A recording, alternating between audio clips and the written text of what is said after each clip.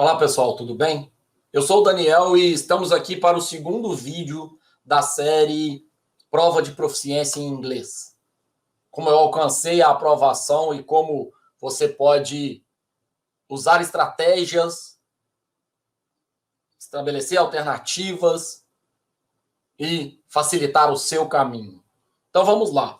No primeiro vídeo nós conversamos a respeito tanto do histórico, do contexto, de como eu cheguei até a dificuldade de uma prova de proficiência, eu fui reprovado, comecei a buscar alternativas, caminhos possíveis, até que eu elaborei esse curso, apliquei em algumas situações e eu falo sobre isso no nosso primeiro vídeo e já começo a demonstrar um pouquinho do que vai ser o nosso caminho nessa série de 3 vídeos.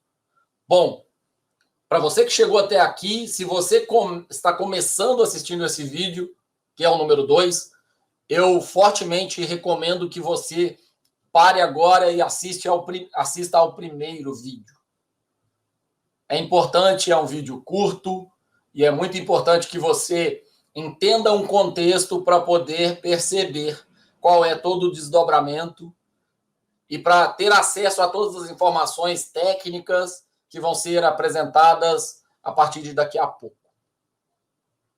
Eu sou Daniel e agradeço muito, mais uma vez, por cada um de vocês que está aqui disposto a acompanhar todo esse conteúdo. E o meu objetivo é apenas apresentar a vocês um caminho que eu tracei, algumas estratégias que eu utilizei, que eu já apliquei e apresentei para alguns públicos, como eu disse, e que eventualmente podem ajudar vocês, seja seguindo a estratégia que eu criei, seja adaptando, ou seja, excluindo caminhos que eu segui para que vocês possam otimizar o tempo e resolver a situação de vocês o quanto antes. Afinal de contas, é muito complicado quando você chega num processo de prova de proficiência e tem uma reprovação. Por uma falta de preparo, por uma falta de antecipação, por uma falta de entendimento melhor do processo todo. Então, se você tem interesse em ingressar num mestrado, num doutorado, se você tem interesse em fazer um intercâmbio, veja quais são as documentações, quais são os requisitos. Avalie cuidadosamente o que pode te dar um pouco mais de trabalho, mais de dor de cabeça e antecipe. Tudo que você antecipar, certamente você vai ter resultados muito melhores. Nesse caso, eu vou falar a partir de agora mais profundamente sobre as técnicas que eu apliquei e como eu apliquei para poder me ajudar e para ajudar algumas outras pessoas. Vamos para o conteúdo, então. Bom, como vocês puderam ver, a primeira parte é uma introdução. Por isso eu chamei de parte 0. Contextualização, motivação, entendimento do cenário, fundamental para entender cada uma das coisas. E agora a gente chega na parte 1. Parte 1, já que são 2 partes técnicas de conhecimento que são fundamentais para contribuir para que você tenha um desempenho satisfatório numa prova de proficiência. Como eu disse no primeiro vídeo, estou relatando proficiência em inglês, que foi o meu caso, que foi o objeto do curso que eu criei. Mas se o seu caso é de proficiência em espanhol, francês ou alguma outra língua, fica até o final. Acompanhe e verifique o quanto você pode adaptar. Sem dúvida, você vai perceber que muitas das coisas que eu falo, muitas das coisas que a gente conversa nesses 3 vídeos são altamente adaptáveis para os outros idiomas. E como eu gosto de sempre relembrar, verifique o quanto antes. Você vai ter uma prova de proficiência em quantos idiomas, quais são as possibilidades que você tem. Eu fiz isso. Antecipei todas as informações que eu podia no meu processo de doutorado e não tive nenhum transtorno. Afinal de contas, eu consegui classificar adequadamente quais as habilidades necessárias para conseguir a aprovação, consegui identificar as possibilidades de curso, apoio e alternativas para realizar a prova antes do tempo, e foi um ambiente muito, muito tranquilo e muito, muito prazeroso. Inclusive com apresentações orais, inclusive com habilidades que não eram tão necessárias para a prova que eu deveria cumprir. Foi um resultado muito interessante, já que eu ultrapassei as expectativas que eu tinha de desenvolvimento no idioma. Para mim foi muito bom. Colho frutos disso até hoje. Vamos falar então de uma visão geral de inglês. Lembrando que eu não sou professor de inglês. Eu não tenho formação em letras, mas eu sou uma pessoa que fez graduação, mestrado e doutorado na área de computação e precisou ler muito material em inglês durante muito tempo. E precisou passar pelas provas de proficiência no mestrado, no doutorado. Precisa escrever em inglês, publicar em inglês. E essas são habilidades necessárias ao meu dia a dia. Então, se você é professor de idiomas, por favor, contribua com essa apresentação para que ela fique o mais completa possível. Afinal de contas, nós estamos aqui tentando colaborar com as pessoas. E, claro, não entendam que esse mini curso que eu estou oferecendo pelo YouTube é um aprendizado de idioma que possa competir com uma escola ou com professores ou com profissionais. Na verdade, eu estou apresentando um conjunto de estratégias e informações que me ajudaram em muito no processo todo e que agora eu considero que podem ajudar fortemente cada um de vocês, servindo de atalho, servindo de otimizador de tempo. Esse material ele foi todo produzido com base nos cursos que eu fiz, seja em escola de idiomas, seja em ensino médio, seja em cursos de capacitação de ensino superior, seja em inglês instrumental, todas essas atividades. Eu condensei as informações todas nesse material que eu vou apresentar para vocês a partir de agora. A gente vai passar, claro, sobre o verbo to be, tempos verbais, estruturas de frase, pronome, preposição, adjetivo, advérbio, palavras de perguntas, uso do dicionário, frases nominais. Claro, o aprendizado e o conhecimento do idioma interfere diretamente no resultado que você vai alcançar. E esse resultado que você vai alcançar pode ter um impacto muito grande se você conhece muito pouco do idioma. Portanto, perceba que são duas curvas que crescem continuamente. Quanto mais você sabe do idioma, mais você tem de probabilidade de ter uma avaliação, ter um resultado de avaliação positivo. Ok?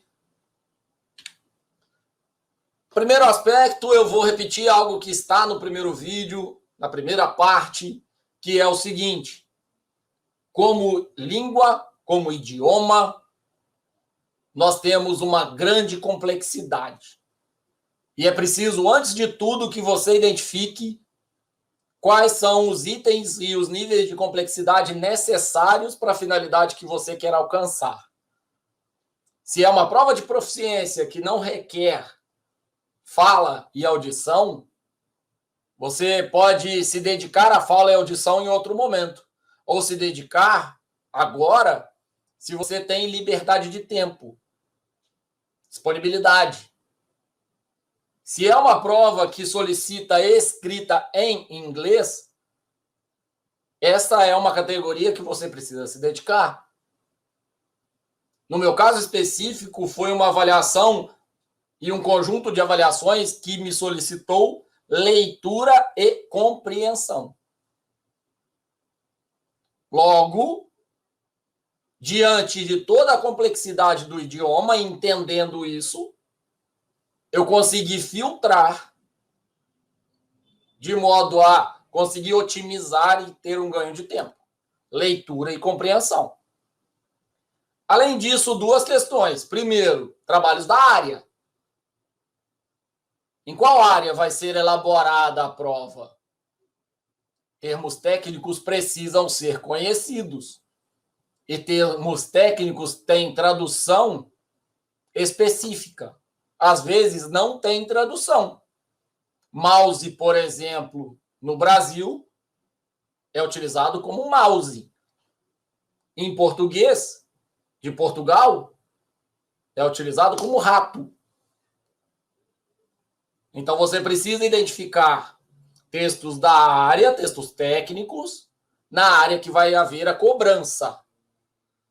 Se você está fazendo um mestrado em computação, vai prestar uma proficiência em inglês elaborada pelo departamento de ensino, não serão utilizados, provavelmente, textos técnicos da computação.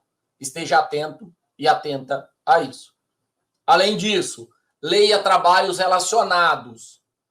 Identifique textos nesta área que vai ser cobrada e pratique as atividades de leitura e compreensão, no meu caso, voltadas para esta área que vai ser cobrada. Quanto mais familiar com a área, melhor vai ser o resultado que você vai alcançar. Falando um pouco sobre o verbo to be, não vou explicar muito detalhe, afinal de contas, todos vocês conhecem, ou se não conhecem, precisam buscar uma ajuda especializada para conhecerem.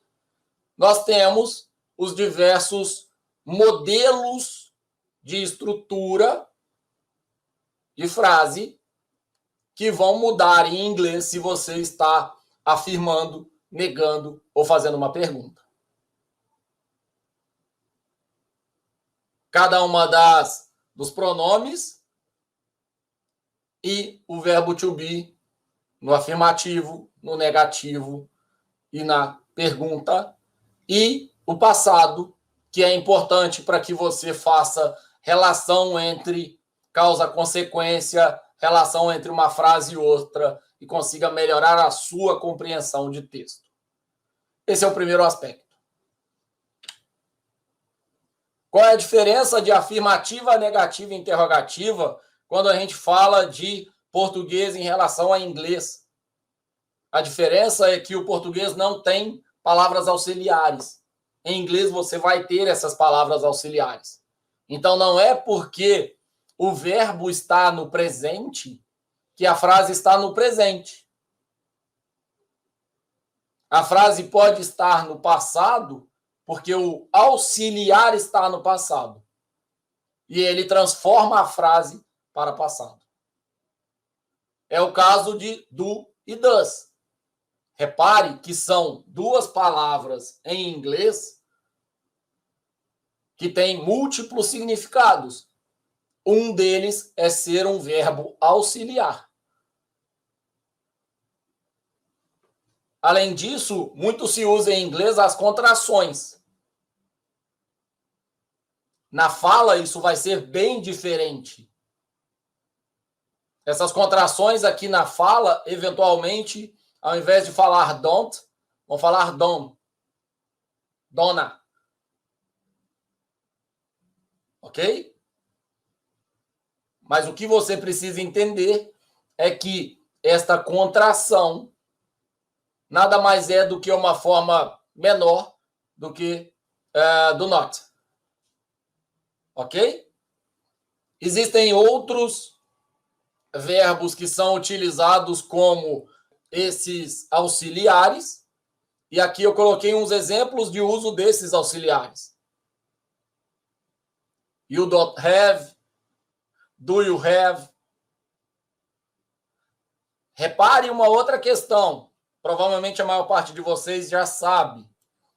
Quando há flexão na terceira pessoa, com S ou ES, quem flexiona é o auxiliar, não é o verbo original.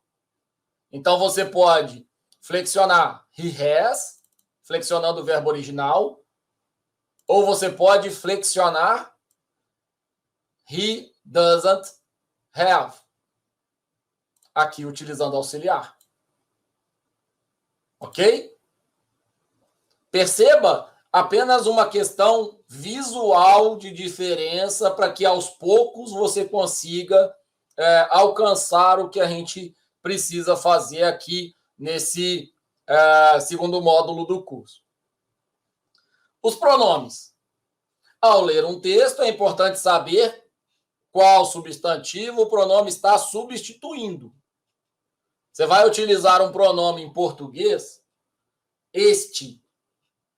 Este quem? Este qual? Aquele quem? Aquele qual? Você precisa facilmente identificar qual é a palavra que está sendo suprimida, escondida, e que deveria estar ali, mas que foi substituída por um pronome. Então, para isso, leia atentamente a primeira parte da oração, onde o pronome se encontra, ou a oração anterior.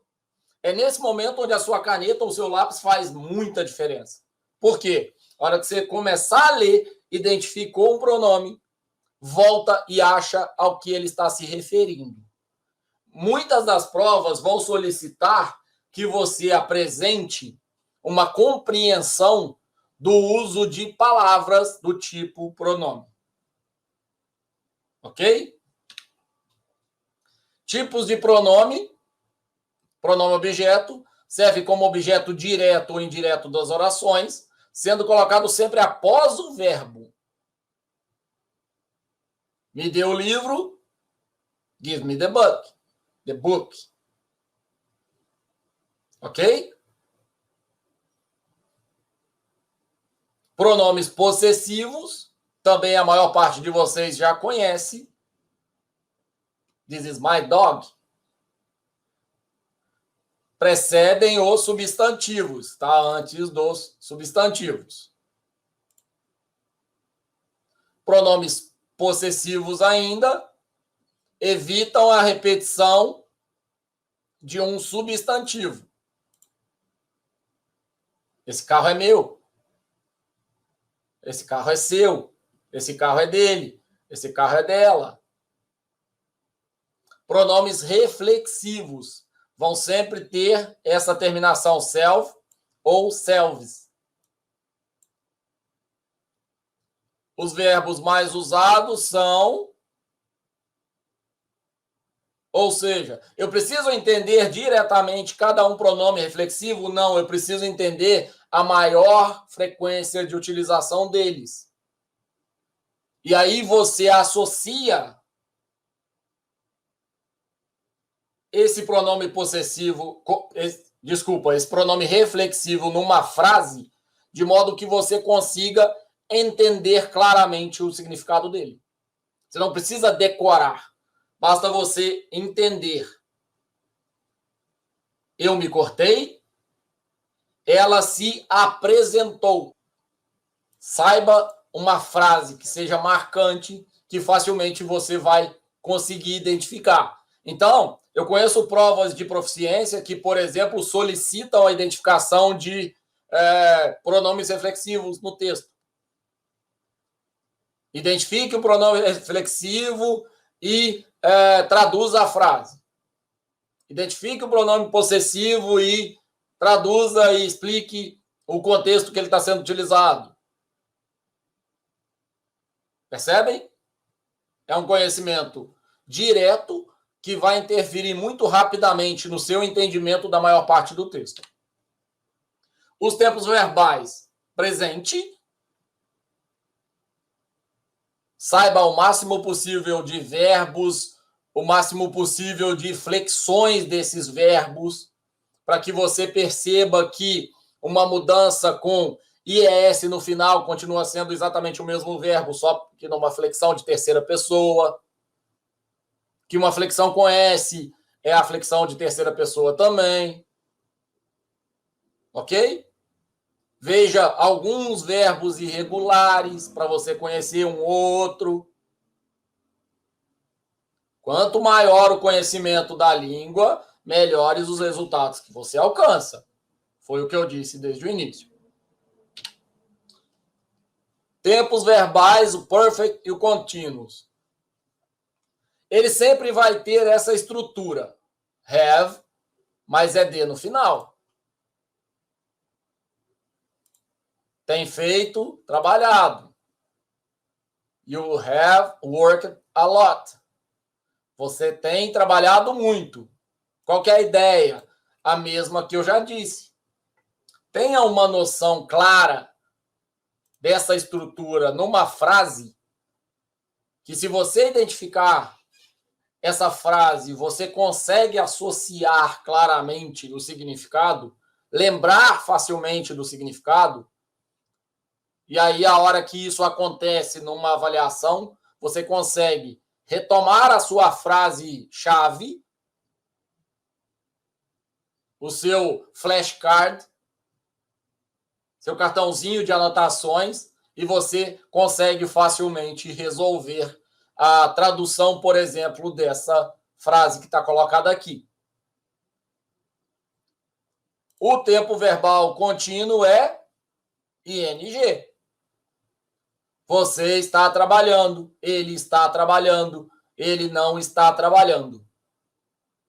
Conhecimentos esses que a maior parte de vocês já tem, mas que a gente precisa recuperar quando vai chegar numa avaliação do tipo prova de proficiência. O passado. Lembra do do e does? O do no passado vira did.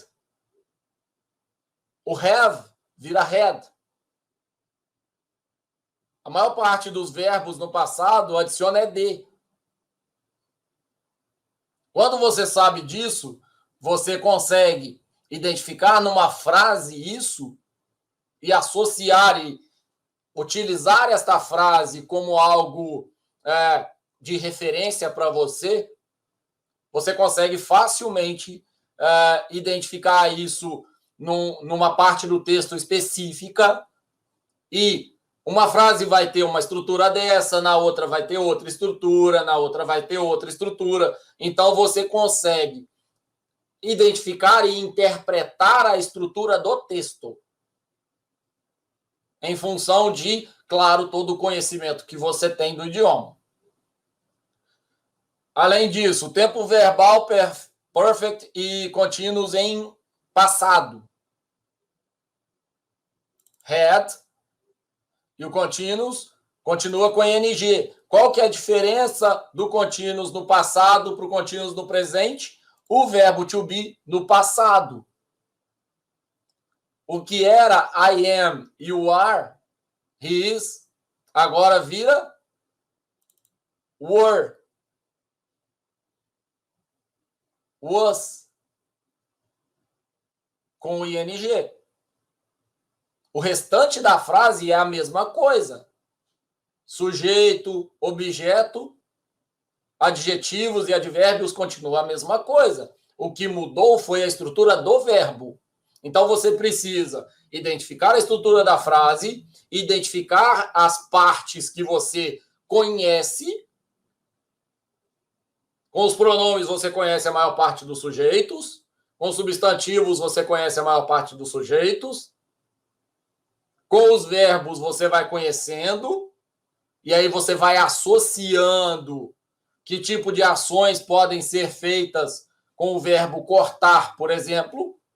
Que tipo de objeto pode ser cortado? Você já segmentou, você já filtrou a quantidade de palavras possíveis que vai estar ali depois. Ou seja, aos poucos você vai conseguir aprender, estudar e melhorar olhando o contexto. Olhando não apenas a frase, mas o título, mais as perguntas que estão colocadas. E aos poucos você vai conseguindo encaixar o seu conhecimento nesse texto e percebendo onde estão suas dificuldades, como é que você consegue melhorar. Tempos verbais no futuro. Necessidade, proibição, conselho, permissão, capacidade, solicitação, resposta. Por que eu coloquei essas opções aqui? Porque exatamente acontece de existirem os livros que dizem 100 palavras mais comuns, 1000 palavras mais comuns, verbos mais utilizados. Então, um caminho que eu utilizei foi identificar quais são os verbos mais utilizados, porque são os verbos que vão me ajudar muito no texto. Se eu sei pronome, se eu sei alguns verbos dos mais utilizados, a chance de eu conseguir identificar boa parte do texto é maior. Depois é conhecimento de mundo e é conhecimento de vocabulário específico. Ok? Concordam com isso? Então, quais são as palavras mais comuns nas últimas avaliações dessa prova de proficiência? Quais delas você conhece? Quais delas são difíceis demais para você mesmo interpretar o significado? Futuro. Must, may, have to e will. Tem uma diferença entre eles em relação a ser obrigatório ou com maior ou menor probabilidade. Então, você tem que, é o must.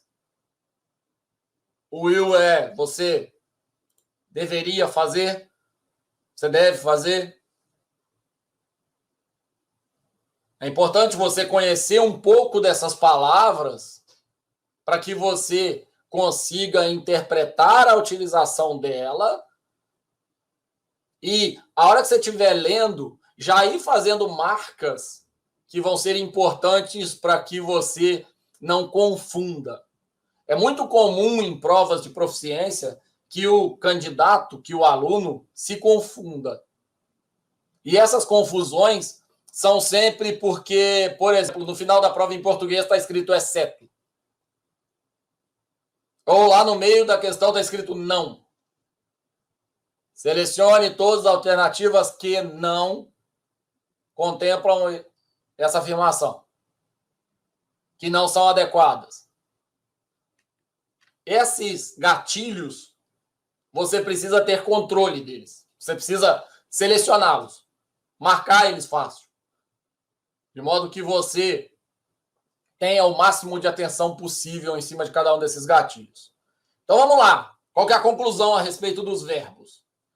Nós temos uma estrutura de frase no singular, na afirmativa. Nós temos uma estrutura de frase sujeito, verbo, objeto negativa, usando do, que é no presente, usando did, que é no passado. E nós temos uma estrutura de frase nas perguntas, na interrogativa.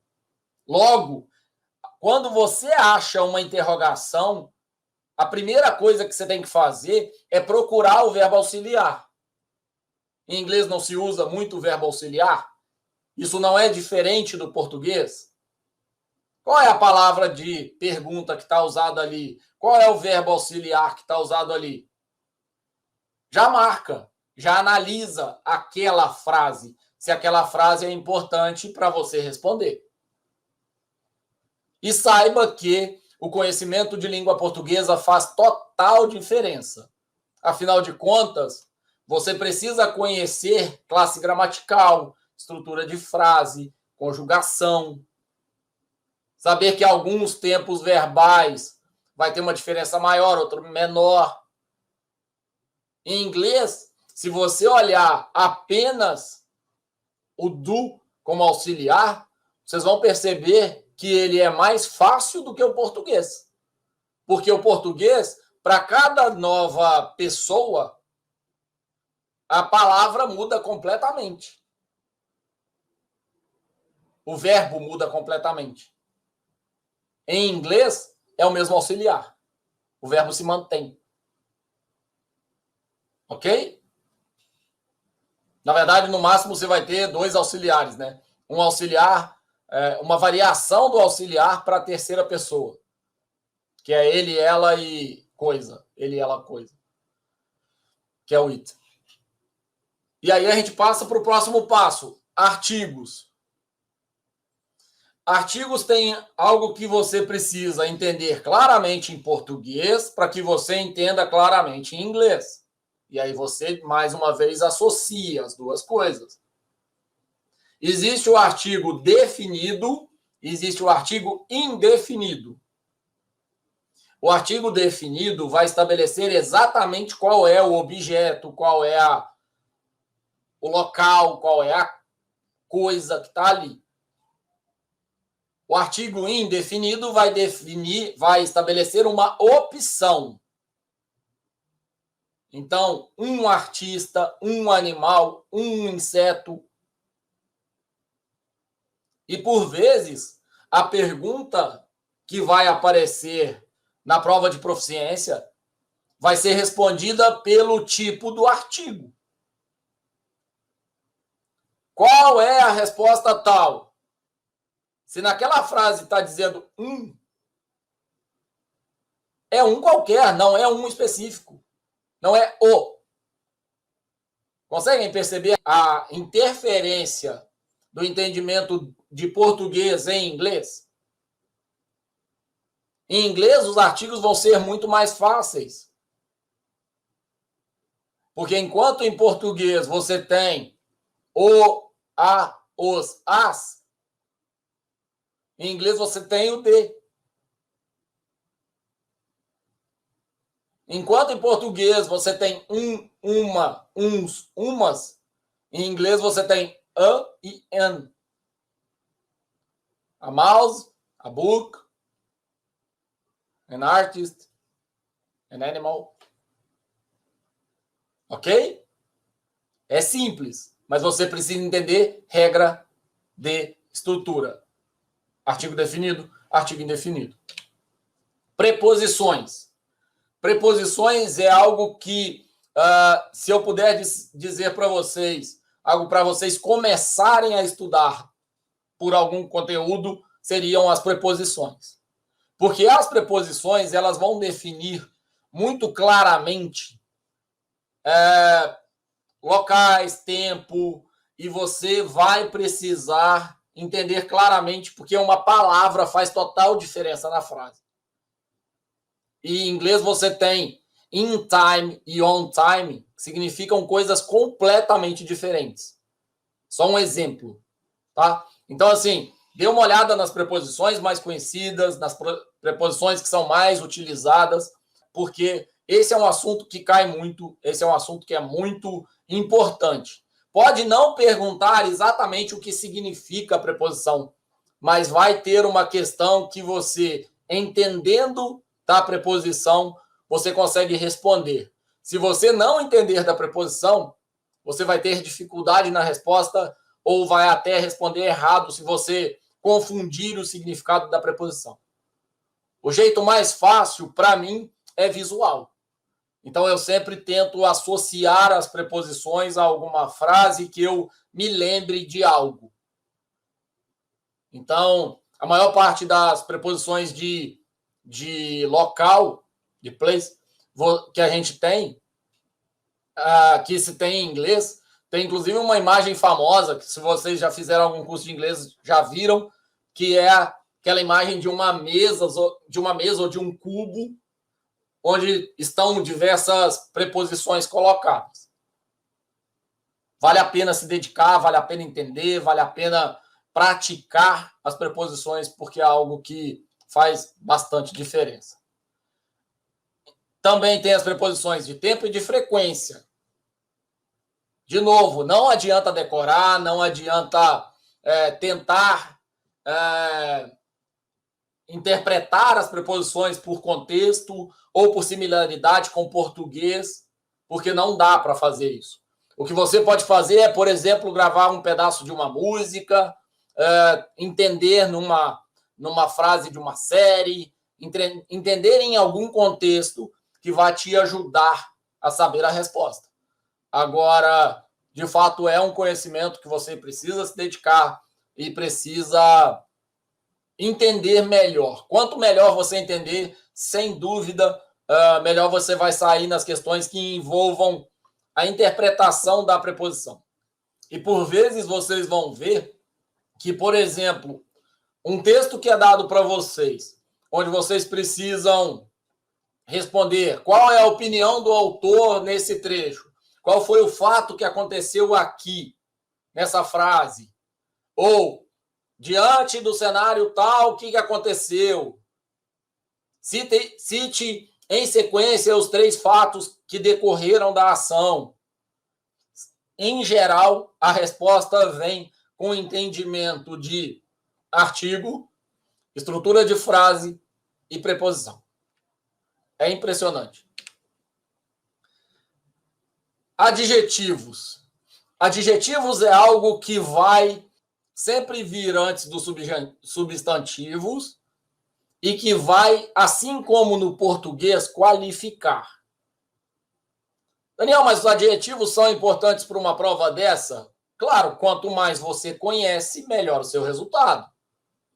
Mas eu vou te dizer que os adjetivos, você consegue passar por eles pelo nível de conhecimento que você tem dos adjetivos.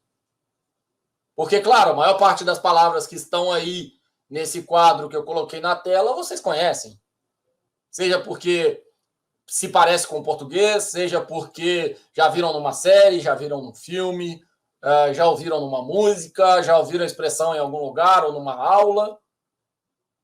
Então, é bom que vocês entendam os adjetivos, sim, mas eles são talvez a classe mais fácil de você interpretar e utilizar com o seu conhecimento de português.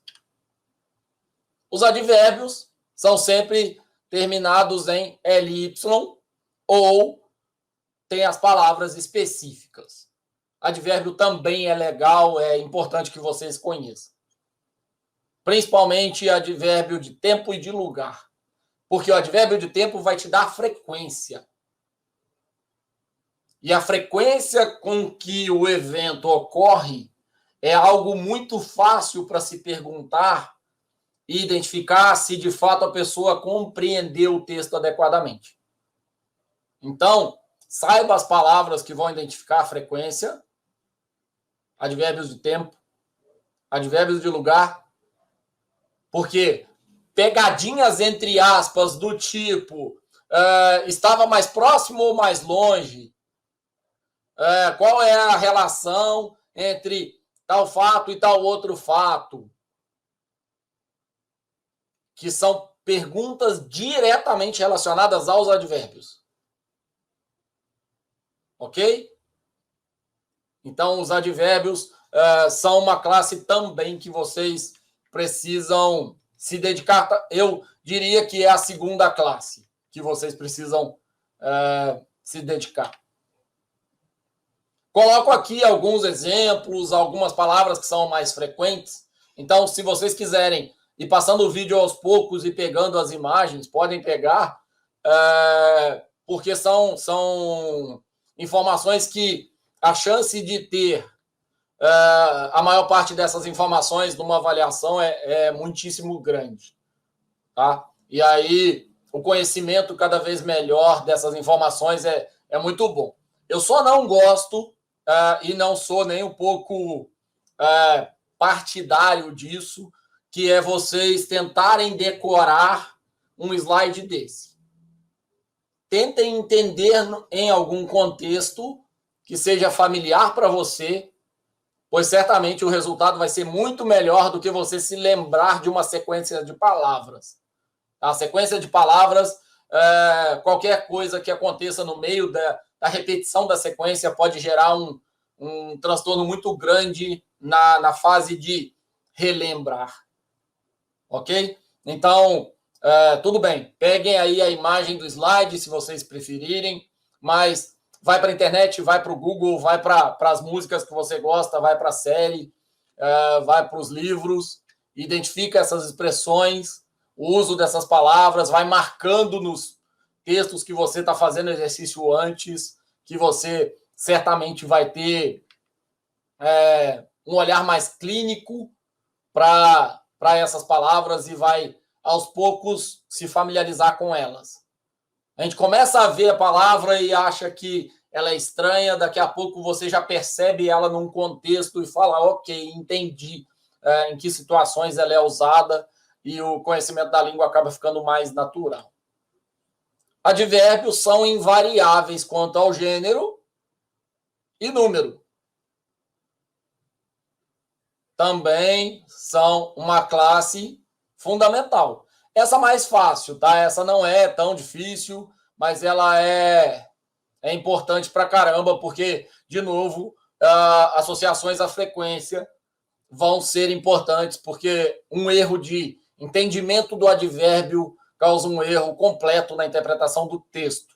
Eu já presenciei isso, inclusive, corrigindo avaliações de pós-graduação em provas de proficiência de espanhol e provas de proficiência de inglês. As pessoas precisam conhecer melhor as classes gramaticais e identificar quais são as classes gramaticais que você não pode pular a palavra. Porque se você pega um texto em português numa área que você não conhece completamente, é natural você pular determinadas palavras. O problema acontece quando você começa a pular palavras que são fundamentais para o entendimento. Pular uma palavra que é um artigo, às vezes não vai fazer tanta diferença porque o substantivo está flexionado. O problema acontece quando você pula um nome próprio, quando você pula um advérbio, quando você pula o verbo e não sabe em que tempo está aquela frase. Se você pula um advérbio, você não tem a noção de tempo verbal, de frequência. Entende?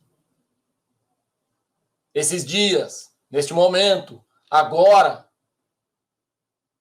sempre, nunca, eventualmente, às vezes. Os advérbios aparecem sempre antes do verbo principal, ou seja, podem aparecer entre o verbo auxiliar e o verbo principal. Cuidado, as pessoas às vezes confundem, porque consideram que o advérbio vem só antes do principal e ignoram o auxiliar que está atrás. Se o verbo principal for o to be, vem depois. Então, fique atento e atenta a esses advérbios, porque o entendimento dele é importante. Dá para entender pelo contexto? Dá. Dá para entender a maior parte dos advérbios e inferir qual é o significado do próximo? Dá. Agora, e não entender quase nada e tentar interpretar isso no dia da avaliação é muito complicado. Comparativo e superlativo. É algo interessante e relevante dar uma olhada, mas não é algo tão assim fundamental, mas é algo fácil de ver também. Que superlativo, por exemplo, superioridade. Você vai usar o ER, smarter, ou more. Você pode, inclusive, substituir. Vai gerar um erro, tá, na língua, se você substitui. Mas se você decorar, por exemplo, que superioridade é more, mais smart, ou seja, more smart, vai fazer com que você entenda corretamente a frase. E aí, aos poucos, você vai entendendo que o smarter significa esperta.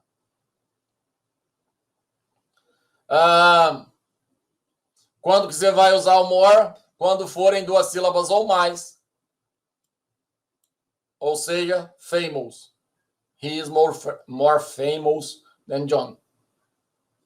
Comparativo as.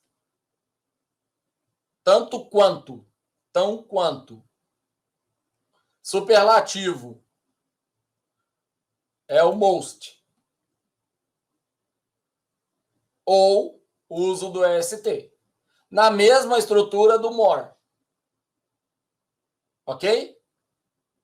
Então, assim, são casos que são meio claros para identificar.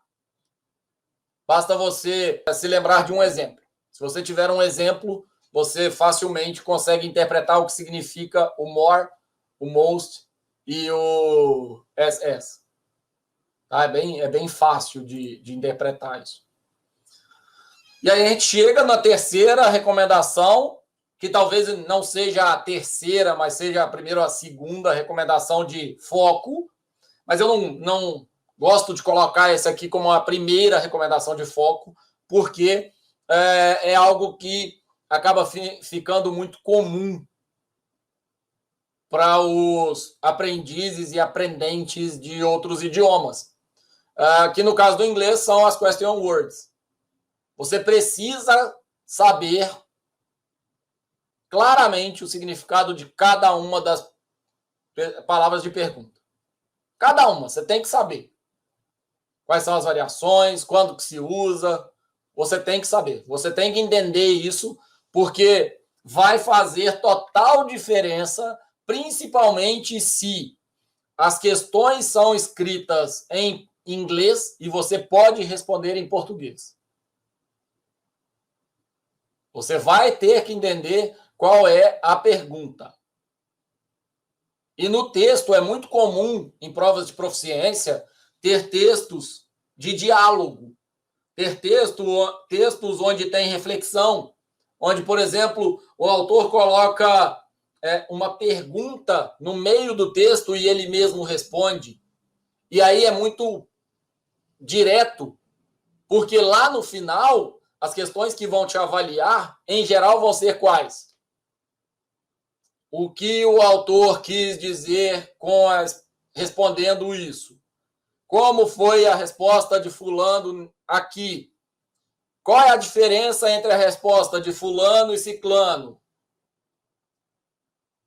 Compare o texto, a opinião do autor, do texto acima, com o posicionamento do autor clássico A, que você conhece.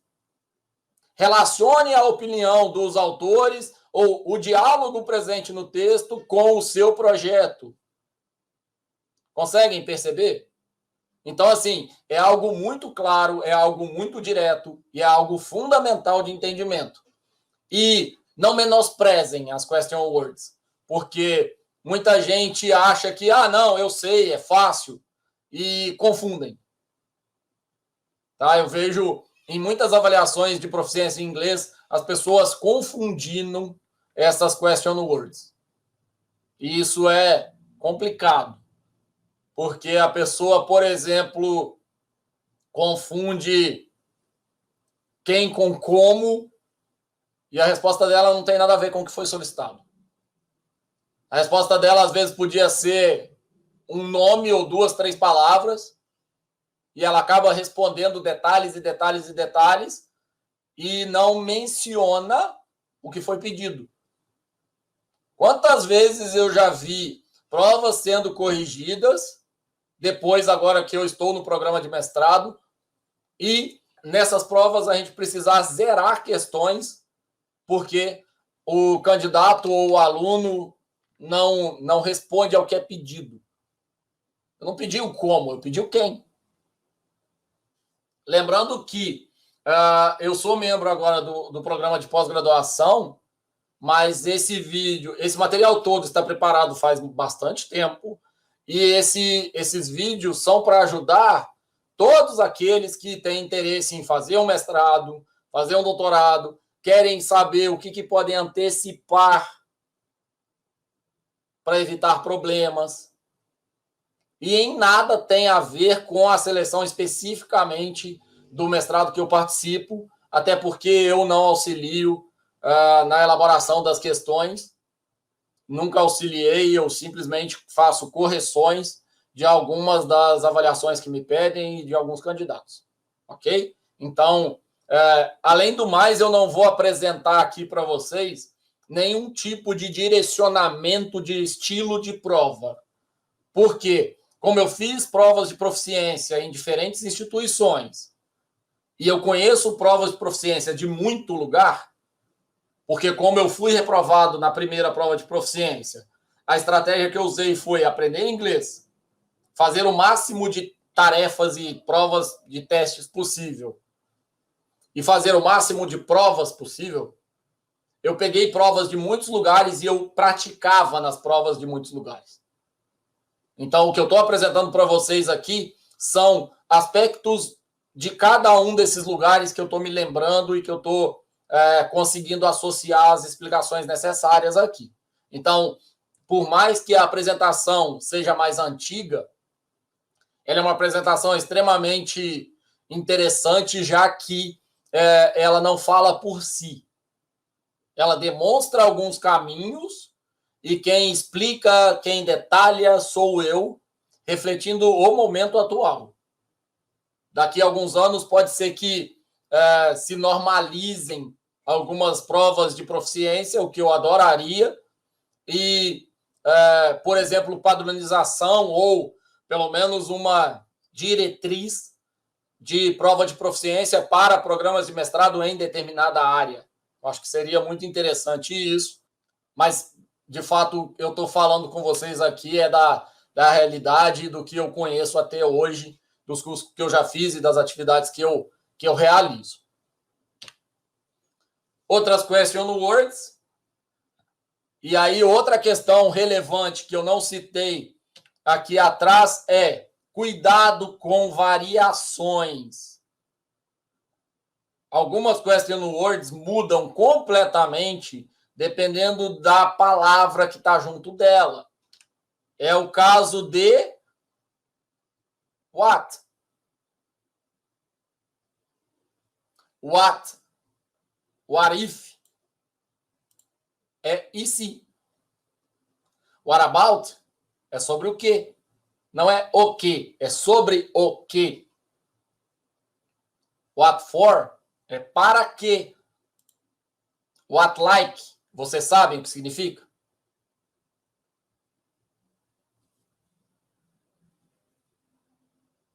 Sabem? Conhecem? Deem uma olhadinha a respeito. Depois eu volto e falo disso aqui.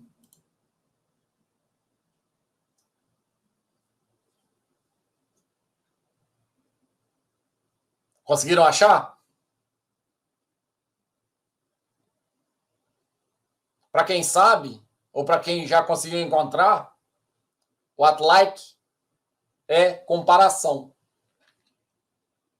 Ou detalhamento. Sounds like. Se parece com. Ok? Depende da expressão, depende do momento, depende do contexto. Mas percebam claramente a importância das question words e das variações das question words, porque não é fácil. Apesar de ser uma quantidade reduzida, é importante pra caramba, porque isso vai te direcionar para ter resultados muito melhores se você souber responder o que foi solicitado e se souber interpretar o que está sendo perguntado no texto. Como eu disse, tem muito diálogo em texto de prova de proficiência. Muito diálogo. Ok? E aí a gente passa para uma outra parte. Vejam, falei já o que eu queria falar do inglês. São dicas gerais, eu não quero detalhar muito para vocês sobre o idioma, porque o objetivo aqui não é dar aula de inglês, o objetivo é tentar ajudar vocês a encontrar caminhos para melhorar a possibilidade de vocês passarem numa prova de proficiência. E aí, vamos lá, vocês já pararam para olhar um verbete de dicionário? Ou vocês abrem lá na página, procuram a palavra, leem e fecham? Nesse processo todo de aprender e melhorar a minha habilidade para conseguir ser aprovado na prova de proficiência, eu comecei a estudar o que acontece no dicionário. Porque, afinal de contas, eu preciso, se a prova for com consulta a dicionário, achar a resposta o mais rápido possível. Se a prova for sem dicionário, no meu exercício, eu tenho que achar o significado o mais rápido possível. Então, a gente precisa entender o que é um dicionário, que estrutura ele traz, que tipo de informação ele traz. O dicionário, ele traz pronúncia. É importante para você, nessa prova de proficiência, a pronúncia? Não. Então, identifique onde ela está e ignore ela. É importante para você? É. Então, vai para as pronúncias. Você vai fazer um teste internacional, que tem prova de conversação, vai para o dicionário, dá uma olhada nas pronúncias, vê como é. Aprende o que está escrito ali. Depois, o dicionário vai trazer o tipo gramatical. Se você não sabe em que posição aquela palavra está na frase, esse tipo gramatical vai te ajudar. Afinal de contas, pronomes é pronomes em português, né? É muito parecido. Sujeito é sujeito em português, é muito parecido. Verbo é quase verbo em português, é muito parecido. Estou dizendo do termo verb e verbo. E a estrutura da frase é mais ou menos a mesma, né? Se muda, muda muito pouca coisa. Então, se você sabe que sleep significa sono e é um substantivo, você vai encontrar ele onde no texto? Entendeu? Conhecer da estrutura da frase faz com que você entenda claramente, mesmo sem saber nada daquela frase, você consegue traduzir a palavra e saber o que ela representa. Então a pergunta é, o que a pessoa estava fazendo no momento? E tem lá um sleeping. Aí você foi e achou que é um substantivo. Opa, sono, dormindo. Ok? Então, usar o dicionário é conhecer o instrumento que você tem na mão para tirar proveito dele para a finalidade que te interessa naquele momento. O dicionário não é um auxiliar para ver traduções. Ele é um auxiliar muitíssimo mais completo e ele precisa ser utilizado como auxiliar muitíssimo mais completo. Por exemplo, você vai ter em dicionários exemplos de frase com aquela palavra. Por exemplo, você vai ter no dicionário conjugação dessa palavra aqui no passado. Ok? Depende de um dicionário, diverge, tem diferença de um dicionário em relação ao outro, mas são informações que você precisa verificar, inclusive na hora de comprar o dicionário que você vai ter. Inclusive na hora de escolher o dicionário que você vai levar para uma prova dessas. Pausei aqui um pouquinho só para mostrar para vocês que eu descobri esse aqui, ó. Com uma ótima opção para mim, com uma ótima opção para a realidade que eu precisava. Usei demais, usei muito mesmo. Muito didático, muito direto a tudo que eu preciso. E ele resolveu o que eu precisava. Basicamente, o que ele faz? Ele traz o termo. Então, deixa eu pegar o sleep aqui para mostrar para vocês. Ó.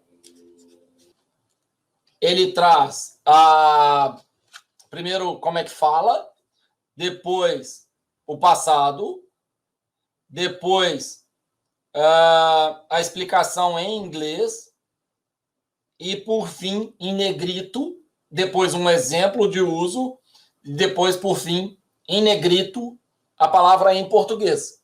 Por que esse dicionário para mim foi excepcional? Porque, por exemplo, se eu quero velocidade de resposta numa prova, eu olho o termo em negrito da palavra que eu estou buscando, o termo em negrito da palavra que eu quero saber. Em inglês, primeiro para achar, em português no final para traduzir. Se eu quero entender um pouco melhor, aí sim eu paro para olhar os detalhes que estão extremamente condensados e extremamente interessante para eu poder entender. Além disso, outra coisa que eu fiz foi escrever no final, não vai dar para vocês verem, mas escrever aqui no final alguns lembretes de algumas coisas que para mim eram fundamentais estudar, lembrar e saber para o dia de uma avaliação que eu pudesse utilizar o dicionário. Vamos voltar aqui para a nossa apresentação, então, que a gente já está terminando esse vídeo que fala mais diretamente sobre inglês. E a respeito de uso do dicionário, então, é entender o que é um dicionário, para que ele serve e qual é o dicionário mais interessante para você. Tá? Não existe um dicionário que seja o melhor para todas as pessoas. Eu mostrei para vocês aqui o exemplo do que eu gostei, mas a escolha dele foi ir numa livraria grande, visitar a seção dos dicionários, escolher um dicionário que fosse adequado para o que eu precisava no momento. Ok? Bom, sobre frases nominais. É bom a gente entender, mas não vai mudar tanto assim no conhecimento da língua. São frases mais fáceis de associar diretamente. E reparem que são frases que a gente acaba conhecendo no dia a dia. Ok? Isso é importante. Uso de modificadores. E aí você tem uma questão importante e relevante pra caramba que vocês precisam entender. Que em inglês a gente muda a ordem de algumas palavras. Então, em português você lê tudo da esquerda para a direita. Em inglês tem coisa que você lê da direita para a esquerda. Você precisa voltar essa ordem. Estados Unidos, por exemplo. Depois do da América, a América fica normal. Fica na ordem ok. Mas Estados Unidos está invertido. Então você precisa ter certeza que aquelas palavras estão invertidas. Ah, Daniel, mas dá para interpretar essa sequência de palavras e perceber quando elas estão invertidas? Em boa parte dos casos, sim. Nem todos. Então, se você souber o que significa United e o que significa States, você vai perceber que Unidos Estados é estranho, que o nome correto de um país que você conhece, que você se lembra, é Estados Unidos da América. Porque você conhece essa sequência de palavras, Estados Unidos da América. Ok? Isso vai se repetir em diversas expressões, que você saiba a tradução. Exemplo e exercício de frases nominais. Não vou esperar aqui que vocês façam, mas esse é um exercício que eu recomendo, porque foi muito interessante para mim. Eu fiz ele na inglês instrumental, quando eu fiz na Universidade de São Paulo. Foi onde eu conheci a primeira vez e depois eu adaptei pegando outras frases para colocar aqui. Mas é um exercício muito interessante para que vocês percebam exatamente essas mudanças de ordem das palavras. Se você está acompanhando esse vídeo e pode parar agora para fazer o exercício, faz isso. Pausa o vídeo, vai olhando para a tela, vai anotando as suas respostas e só depois volta, aperta play. Se você não pode parar o vídeo agora, anota ou tira print do momento da tela para você depois lembrar de fazer exercícios de frases nominais. porque eu já vou passar rapidamente para falar da resposta, para não ficar um vídeo grande demais e para não atrapalhar, já que vai ser um vídeo disponibilizado. Isso aqui não é um curso presencial onde a gente pode levar as folhas, as pessoas fazerem, a gente passar a resposta no quadro, gerar um debate entre um aluno e outro para ver significado e coisas desse tipo, ok? Então, vamos fazer essa dinâmica com as atividades todas que eu pedi aqui para vocês. Mas saibam que são atividades fundamentais que vocês realizem e não tem problema. Se você não sabe nenhuma das palavras que está aí, ou se você sabe 10, 20% das palavras que está aí, vai para o dicionário, pega cada uma das palavras, entende cada uma das palavras e tenta colocar isso traduzido para português, de modo que faça sentido para você. Ok?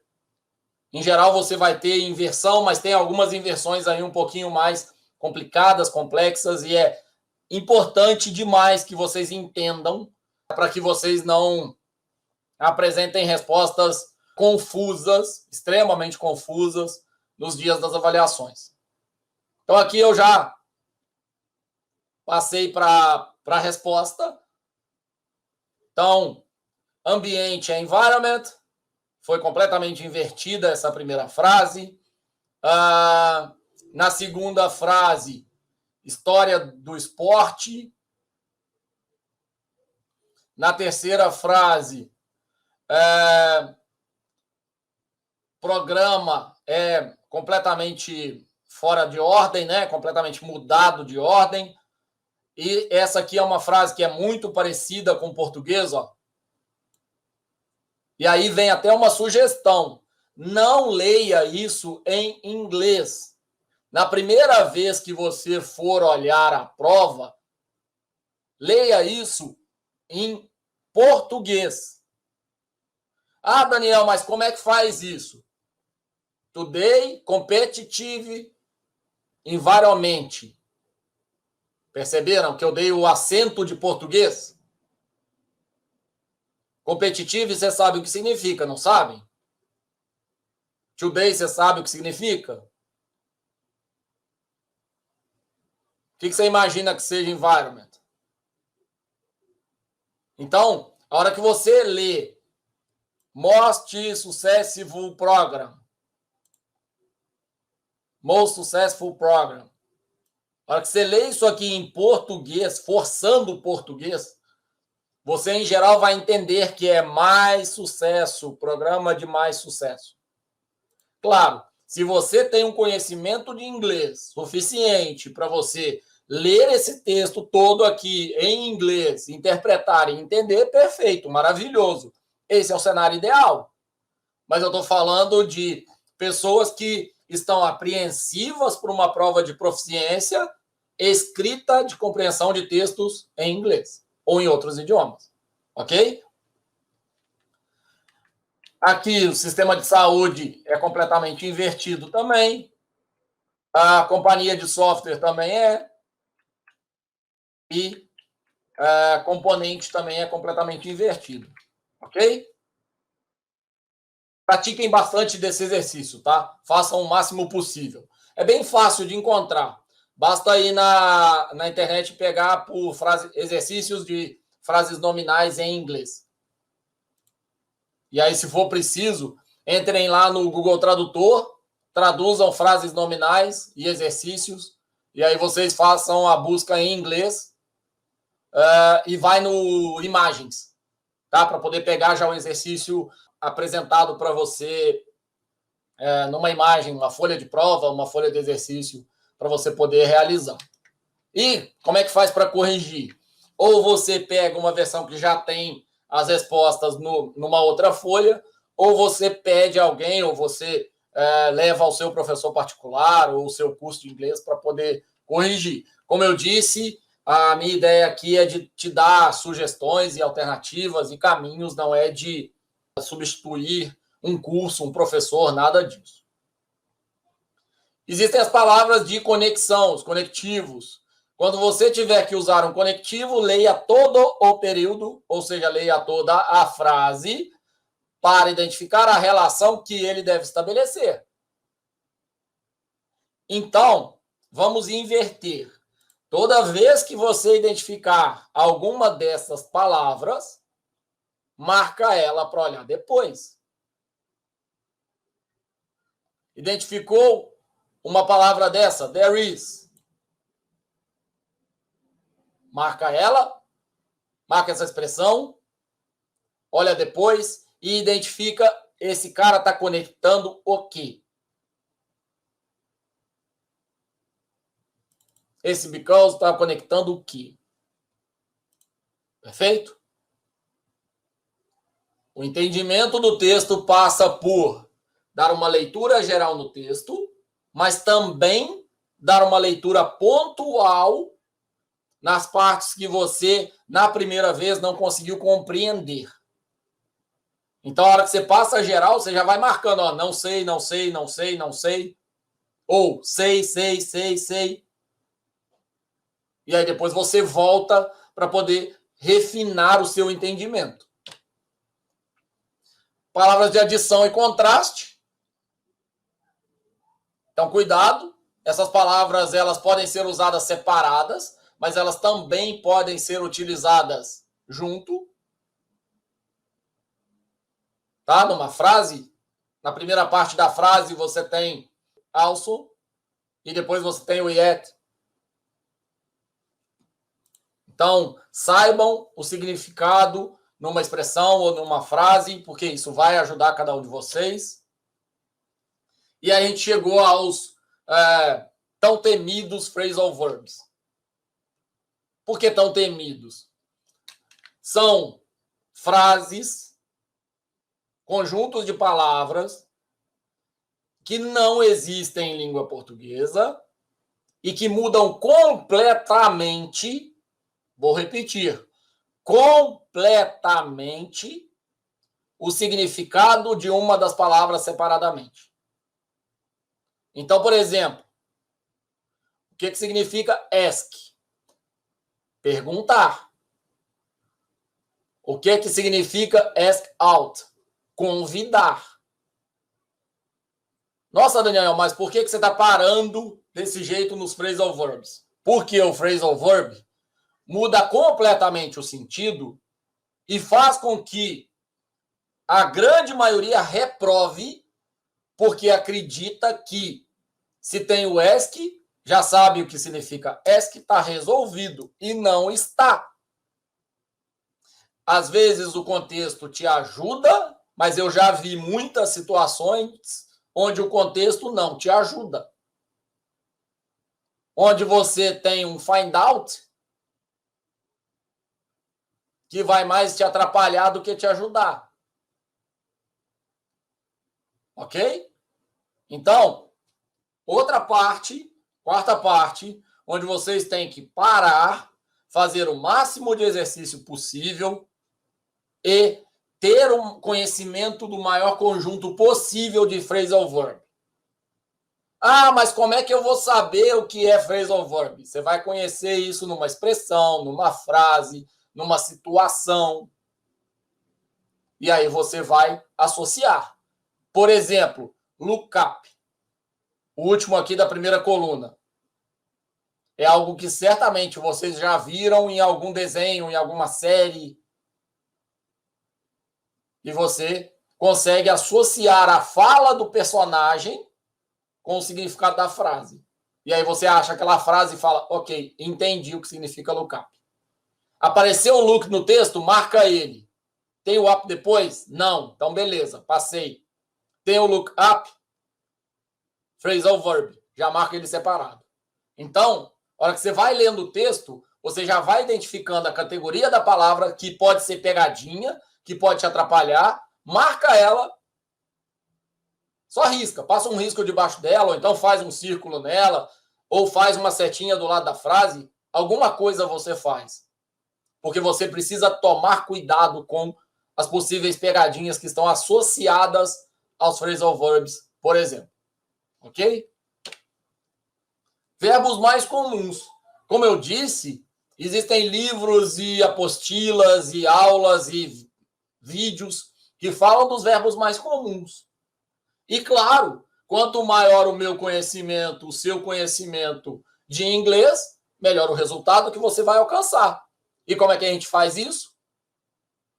Começando pelo que tem maior frequência, começando pelos cognatos, pelas palavras que são parecidas, começando pelas expressões que eu já conheço de uma música, de uma série, começando pelos verbos mais frequentes.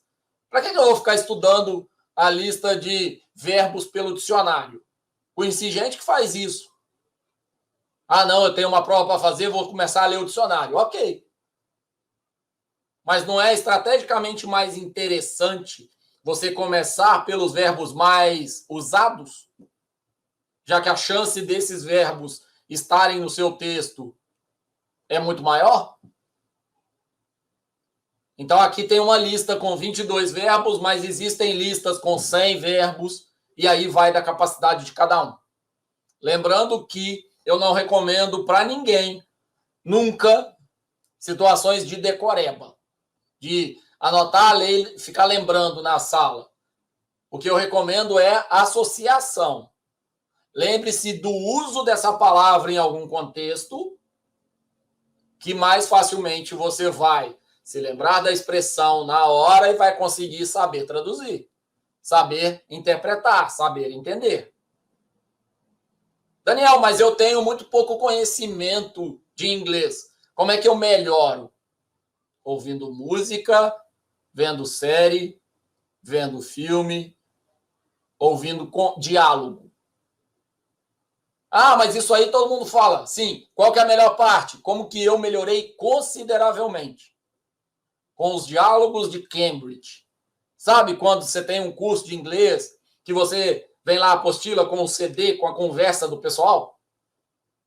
Eu, quando precisava aprender para esse período da proficiência, eu peguei um CD desses, copiei no computador, apertava play naquilo e ficava com fone de ouvido enquanto eu estava lanchando, enquanto eu estava esperando para tomar banho, enquanto eu estava separando roupa para lavar, enquanto eu estava no ônibus. Por quê? Porque, na verdade, eu precisava aprender muito do acento, da curva sonora, da pronúncia. Entende? E, claro, se eu escuto numa música, vai ter um monte de palavra, dependendo do estilo musical, que não é tão frequente assim. Vai ter um monte de palavra sendo falada e sendo pronunciada numa frequência e numa curva de som que não é tão natural. Eu gosto, nas atividades presenciais, nas vezes que eu ministrei esse curso, eu gosto de dar um exemplo de padaria. Muita gente fala sobre aprender inglês ouvindo música. Imaginem, por exemplo, uma pessoa estrangeira vem para o Brasil, vai morar no Nordeste, Salvador, conhece as músicas de lá, adoro as músicas de lá, e aí a pessoa chega lá, começa a escutar axé, e aí ela pergunta para uma pessoa como que fala padaria e ela tenta aprender padaria por uma música de axé. Como é que ela vai falar padaria? O ritmo do axé é um ritmo que o brasileiro fala? Tem um monte de outros estilos musicais que a gente poderia citar aqui de exemplo. O que eu estou falando com vocês é o seguinte: estilos musicais vão gerar entonação diferente, ritmo diferente, acento diferente, e podem mais te atrapalhar do que te ajudar. Se você tem essa noção e se você consegue perceber que a música te ajuda, ok, perfeito, aproveite. No meu caso, eu preferi conversas. Não gosto muito da ideia de ficar vendo filme com legenda.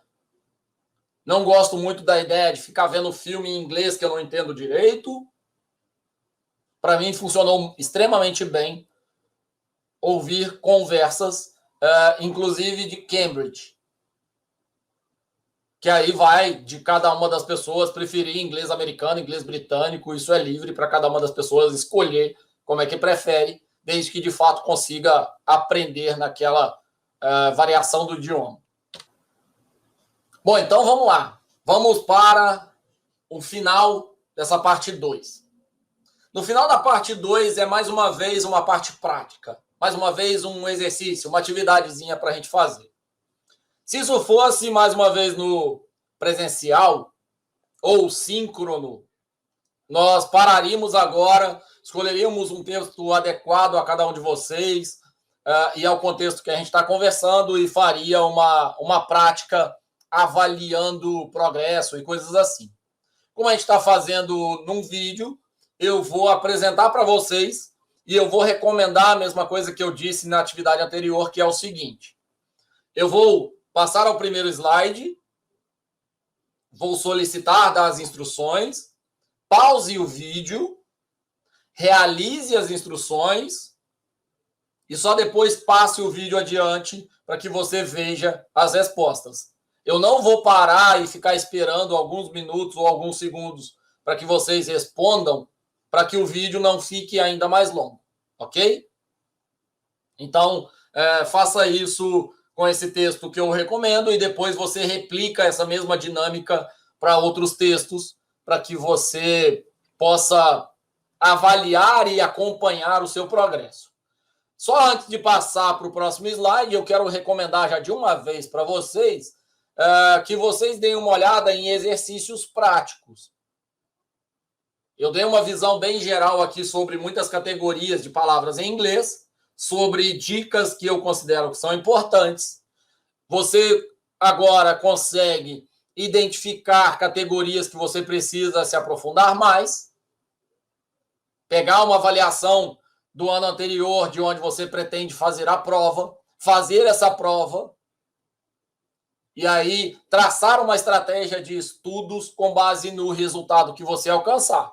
E, claro, não deixe de ver o vídeo 3.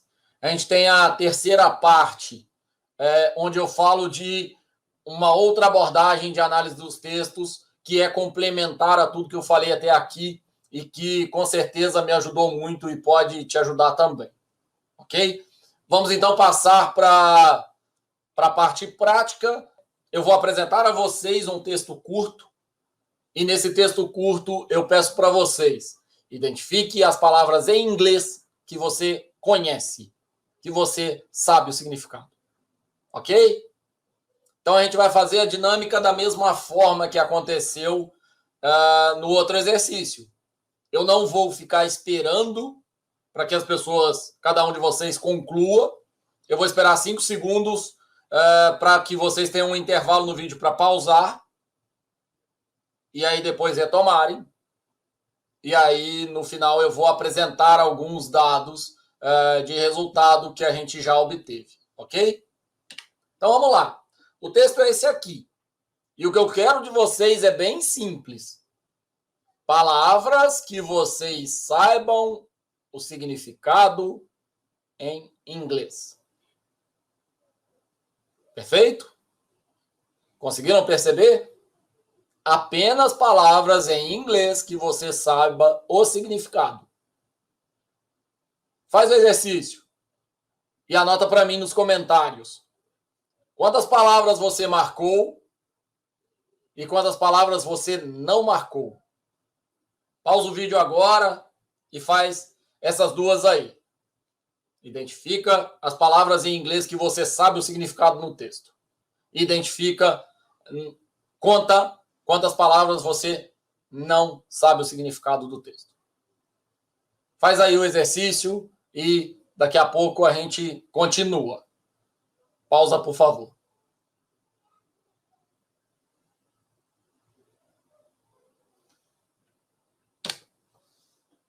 Bom, pessoal, vamos lá. Eu espero que todo mundo tenha pausado, tentado fazer a atividade. E essa aqui é uma atividade que eu apliquei com meu pai. Ele que estudou inglês no ensino médio e era uma ótima pessoa para que eu pudesse experimentar essa metodologia e essa estratégia que eu estava desenvolvendo. E olha, quando solicitado a marcar as palavras em inglês, o resultado que ele me apresentou foi isso aí. Ele sabe alguns poucos grupos de palavras, ele conhece algumas palavras, mas já está mais fácil ler o texto só a parte branca sem a gente conhecer, né? Será que tem mais algum passo interessante para fazer? Vocês perceberam alguma coisa? Vocês chegaram a marcar esse model? O que vocês acham que significa essa palavra que eu vou marcar aqui agora? Alguém sabe?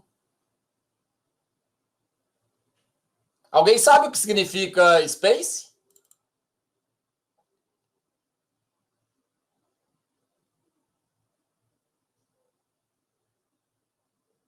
Vamos fazer um outro exercício, então. A terceira atividade. Terceira parte dessa atividade. Voltei lá no texto. Vou pedir vocês mais uma vez para pausar o vídeo daqui a pouco e fazerem uma última parte, que é o seguinte. Agora, com o texto marcado, todas as palavras em inglês,